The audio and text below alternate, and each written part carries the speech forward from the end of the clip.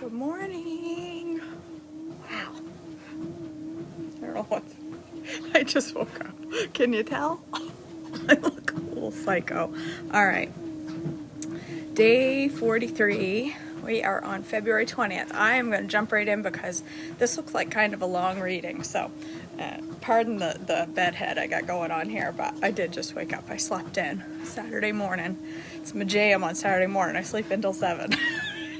So, okay. Purification after childbirth, Leviticus 12, 1 through 8, which is 145 or 1279 BC. The Lord said to Moses, "Give the following instructions to the people of Israel." I have to start off with a hiccup every time.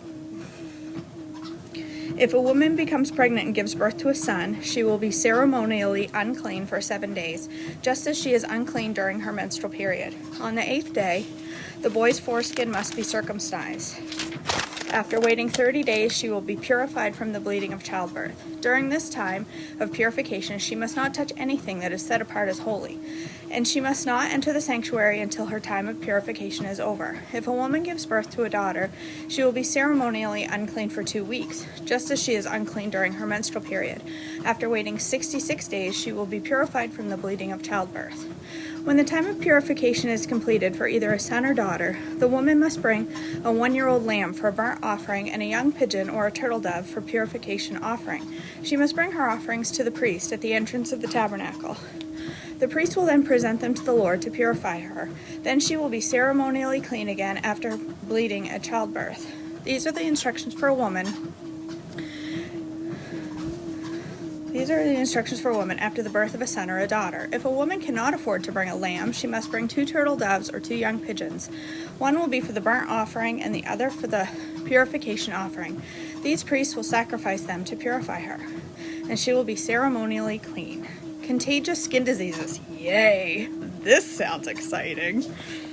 Ooh. Leviticus 13, 1 through 46. I'm going to adjust you a little here. There we go. The Lord said to Moses and Aaron, "If anyone has a swelling or rash or discolored skin that might develop into a serious skin disease, that person must be brought to Aaron the priest or to one of his sons. The priest will examine the affected area of the skin. If the hair in the affected area has turned white, the problem appears to be more than skin deep. It is a serious skin disease, and the priest who examines it must pronounce the person ceremonially unclean. But if the affected area of the skin is only white discoloration and does not appear to be more than skin deep, and if the hair on the spot has not turned white, the priest will quarantine the person for 7 days. Quarantine. We all love that word. On the 7th day, the priest will make another examination. If he finds the affected area has not changed and the problem has not spread on the skin, the priest will quarantine the person for another 7 days. On the 7th day, the priest will make another examination. If he finds the affected area has faded and has not spread, the priest will pronounce the person ceremonially clean. It was only a rash. The person's clothing must be washed and the person will be ceremonially clean. But if the rash continues to spread after the person has been examined by the priest and has been pronounced clean, the infected person must return to be examined again. If the priest finds the rash has spread, he must pronounce the person ceremonially unclean, for it is indeed a skin disease. Anyone who develops a serious skin disease must go to the priest for an examination. If the priest finds a white swelling of the skin and some hair on the spot has turned white, and there is an open sore in the affected area, it is a chronic skin disease, and the priest must pronounce the person ceremonially unclean. In such cases, the person need not be quarantined, for it is obvious that the skin is defiled by the disease. Now suppose the disease has spread all over the person's skin, covering the body from head to foot. When the priest examines the infected person and finds that the disease covers the entire body, he will pronounce the person ceremonially clean. Since the skin has turned completely white, the person is clean. But if any open sores appear, the infected person will be pronounced ceremonially unclean. The priest must make this pronouncement as soon as he sees an open sore, since open sores indicate the presence of a skin disease. However, if the open sores heal and turn white, like the rest of the skin, the person must return to the priest for another examination. If the affected areas have indeed turned white, the priest can then pronounce the person ceremonially clean by declaring, "You are clean." If anyone has a boil on the skin that has started to heal, but a white swelling or reddish-white spot develops in its place, that person must go to the priest to be examined. If the priest examines it and finds it to be more than skin deep, and if the hair of the affected area has turned white, the priest must pronounce the person ceremonially unclean. The boil has become a serious skin infection. But if the priest finds no white hair on the affected area, and the problem appears to be no more than skin deep and has faded, the priest must quarantine the person for 7 days. If during that time the affected area spreads on the skin, the priest must pronounce the person ceremonially unclean, but because it is a serious skin disease. But if an area grows no larger and does not spread, it is merely the scar from the boil, and the priest will pronounce the person ceremonially clean. If anyone has suffered a burn on the skin, the burned area changes color, becoming either reddish white or shiny white. The priest must examine it. If he finds that the hair in the affected area has turned white and the problem appears to be more than skin deep, a skin disease has broken out in the burn. The priest must then pronounce the person ceremonially unclean, for it is clearly a serious skin disease. But if the priest finds no white hair on the affected area and the problem appears to be no more than skin deep and has faded, the priest must quarantine the infected person for 7 days. On the 7th day, the priest must examine the person again.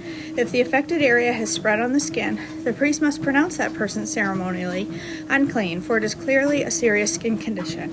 But if the affected area has not changed or spread on the skin and has faded, it is simply a swelling from the burn. The priest will then pronounce the person ceremonially clean, for it is only the scar from the burn. How do they remember all this? Do they have it written down like in a rock, stone tablet? I don't know. If anyone, either a man or a woman, has a sore on the head or chin, the priest must examine it. If he finds it to be more than skin deep and has fine yellow hair on it, the priest must pronounce the person ceremonially unclean. It is a scabby sore of the head or chin. If the person examines the scabby sore and finds that it is only skin deep, but there is no black hair on it, he must quarantine the person for 7 days. On the 7th day, the priest must examine the sore again. If he finds the scabby sore has not spread, and there is no yellow hair on it, and it appears to be only skin deep, the person must shave off all the hair except the hair on the affected area. Then the priest must quarantine the person for another 7 days. On the 7th day, he will examine the sore again. If it has not spread and appears to be no more than skin deep, the priest will pronounce the person ceremonially clean, but the person's clothing must be washed, and the person will be ceremonially clean. But if the scabby sore begins to spread after the person is pronounced clean, the priest must do another examination. If he finds the sore has spread, the priest does not need to look for yellow hair. This is gross. The infected person is ceremonially unclean, but if the color of the scabby sore does not change and the black hair has grown on it, it has healed. The priest will then pronounce the person ceremonially clean. If anyone, either a man or a woman, has shiny white patches on the skin, the priest must examine the affected area. If he finds the shiny patches are only pale white, then this is a harmless skin rash, and the person is ceremonially clean. If a man loses his hair and his head becomes bald, he is ceremonially clean. And if he loses hair on his forehead, he simply has a bald forehead. Did we have hair on our forehead once upon a time? He is still clean. However, if a reddish white sore appears on the bald area on top of his head or on his forehead, this is a skin disease. The priest must examine him, and if he finds swelling around the reddish white sore anywhere on the man's head, and it looks like skin disease, the man has indeed been affected with a skin disease and is unclean. The priest must pronounce him ceremonially unclean because the sore on his head. Those who suffer from serious skin disease must tear their clothing and leave their hair uncombed. They must cover their mouth and call out, "Unclean, unclean," as long as the disease lasts. They will be ceremonially unclean. They must live in isolation in their place outside the camp. Leviticus 13:47 through 59. Treatment for contaminated clothing. Now suppose mildew contaminates some woolen or linen clothing. Woolen or linen fabric or the hide of an animal or anything made of leather. If the contaminated area in the clothing, the animal hide, the fabric, the leather article, has turned greenish or reddish, it is contaminated with mildew and must be shown to the priest. After examining the affected spot, the priest will put an article in quarantine for 7 days. On the 7th day, the priest must inspect it again. If the contaminated area has spread, the clothing or fabric or leather is clearly contaminated by a serious mildew and is ceremonially unclean. Apparently they didn't have OxyClean or Kaboom, because that would have helped. The priest must burn the item, the clothing, the linen, or the woolen fabric, or the piece of leather, for it has been contaminated by a serious mildew. It must be completely destroyed by fire. But if the priest examines it and finds it has been contaminated, finds that the contaminated area has not spread in the clothing, the fabric, or the leather, the priest will order the object to be washed and then quarantined for 7 more days. Then the priest must examine the object again.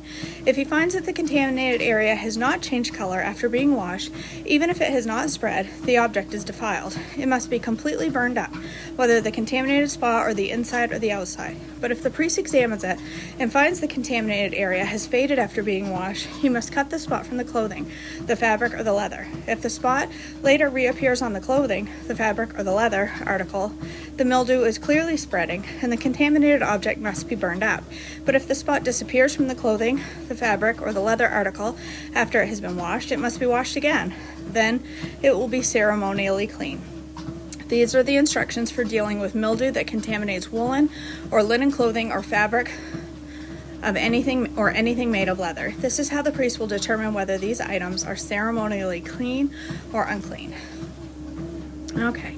Cleansing from skin diseases, Leviticus 14, 1 through 32. I told you this was exciting stuff. Then the Lord said to Moses, the following instructions are for those seeking ceremonial, I can't even say the word right and then I say it wrong. Read it, it's not even there. The following instructions are for those seeking ceremonial purification from a skin disease. Those who have been healed must be brought to the priest, who will examine them at the place outside the camp. If the priest finds someone who has been healed of a serious skin disease, he will perform a purification ceremony using 2 live birds that are ceremonially clean and a stick of cedar, some scarlet yarn, and a hyssop branch. The priest will order that 1 bird be slaughtered over a clay pot with fresh water. He will take the live bird, the cedar stick, the scarlet yarn, the hyssop branch, and dip them into the blood of the bird that was slaughtered over the fresh water. The priest will then sprinkle the blood of the dead bird 7 times on the person being purified of the skin disease. When the priest has purified the person, he will release the live bird into an open field to fly away. The person being purified must then wash their clothes, shave off all their hair, and bathe themselves in water. Then they will be ceremonially clean and may return to camp. However, they must remain outside their tents for 7 days. On the 7th day, they must again shave all their hair from the back of their heads, including the hair of the beard and the eyebrows. Bunch of no eyebrows walking around. They must also wash their clothes and bathe themselves in the water. They will then be ceremonially clean. On the 8th day, each person being purified must bring 2 male lambs and a 1-year-old female lamb, all with no defects, along with a grain offering of 6 quarts of choice flour, moistened with olive oil, and a cup of olive oil. Then the officiating priest will present that person for purification along with the offerings before the Lord at the entrance of the tabernacle. The priest will take 1 of the male lambs and the olive oil and present them as a guilt offering, lifting them up as a special offering to the Lord. He will then slaughter the male lamb in the sacred area where the sin offering and burnt offerings are slaughtered. As with sin offerings, the guilt offering belongs to the priest. It is a most holy offering. The priest will then take some of the blood of the guilt offering and apply it to the lobe of the right ear, the thumb of the right hand, and the big toe of the right foot of the person being purified. Then the priest will pour some of the olive oil into the palm of his left hand. He will then dip his right finger into the olive oil in his palm and sprinkle some of it with his finger 7 times before the Lord. The priest will then apply some of the oil in his palm over the blood. The priest will then apply some of the oil in his palm over the blood from the guilt offering that is on the lobe of the right ear, the thumb of the right hand, and the big toe of the right foot of the person being purified. The priest will apply oil remaining in his hands to the head of the person being purified. Through this process, the priest will purify the person before the Lord. Then the priest must present a sin offering to purify the person who has been cured of the skin disease. After that, the priest will slaughter the burnt offering and offer it on the altar along with the grain offering. Through this process, I wasn't ready, my page won't turn. Through this process, the priest will purify the person who has healed. The person will be ceremonially clean. But if anyone is too poor and cannot afford these offerings, they may bring a male lamb for a guilt offering, to be lifted up as a special offering for purification. The person must also bring 2 quarts of choice flour moistened with olive oil for the grain offering and a cup of olive oil. The offering must also include 2 turtle doves and 2 young pigeons, whichever the person can afford. One of the pairs must be used for the sin offering and the other for a burnt offering. On the 8th day of the purification ceremony, the person being purified must bring the offerings to the priest in the Lord's presence at the entrance of the tabernacle. The priest will take the lamb for the guilt offering along with the olive oil and lift them up as a special offering to the Lord. Then the priest will slaughter the lamb for the guilt offering. He will take some of its blood and apply it to the lobe of the right ear, the thumb of the right hand, and the big toe of the right foot of the person being purified. The priest will also pour some of the olive oil into the palm of his left hand. He will dip his right finger into the olive oil in his palm and sprinkle some of it 7 times before the Lord. The priest will then apply some of the oil in his palm over the blood from the guilt offering that is on the lobe of the right ear, the thumb of the right hand, and the big toe of the right foot of the person being purified. The priest will apply the oil remaining in his hand to the head of the person being purified. Through this process, the priest will purify the person before the Lord. Then the priest will offer 2 turtle doves and 2 young pigeons, whichever the person can afford. One of them is for a sin offering, and the other is for a burnt offering, to be presented along with the grain offering. Through this process, the priest will purify the person before the Lord. These are the instructions for purification for those who have recovered from a serious skin disease, but who cannot afford to bring the offerings normally required for the ceremony purification. All right. Whew. There we go. That was an interesting read. Tomorrow we get to read about bodily discharges. Leviticus is such a great chapter. Oh, I am so glad that Jesus came and fulfilled the law so that we do not have to perform these rituals. I am so glad. I am so glad. I am so glad. A lady in Texas said she was thinking of walking on the treadmill and had a visual of the power going out and her flying off the treadmill. It just reminded me of your walking. That's right. Thank God for the cross and Jesus making me clean and white as snow. Darn right. I am so glad. I am so glad, Dawn, that we don't need to bring lambs and have it on our right ear and our toe and our thumb. Like, I am so glad. So, all right. I'm going to go upstairs and do something with this mop on the top of my head, because we have things to do today. So I'm going to go do my hair, and then maybe I'll make breakfast. All right. I love you all. I will talk to you. Oop, I shouldn't have shut that off so quick. I love you all. I'll talk to you soon. Bye.